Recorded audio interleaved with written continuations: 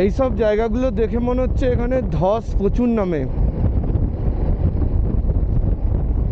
কারণ রাস্তায়ও পড়ে আছে অনেক পাথর, রাস্তার মিডিলে পড়ে আছে।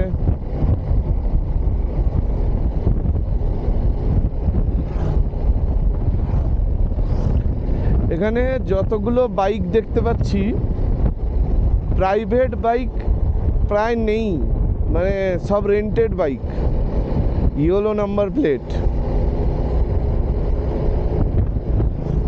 এটা যেমন ছিল পাঞ্জাব, কয়েকটা যেটা দেখতে পাচ্ছি পাঞ্জাব আর এখানকার লোকাল, মতলব মানে হচ্ছে তোমার হিমাচল প্রদেশের এইচপি নাম্বার আর পিবি নাম্বার, এই দুটো নাম্বার বেশি থাকে এখনও। আর চার চাকাগুলো দেখেছি, দিল্লি নাম্বার দেখেছি, হরিয়ানা দেখেছি।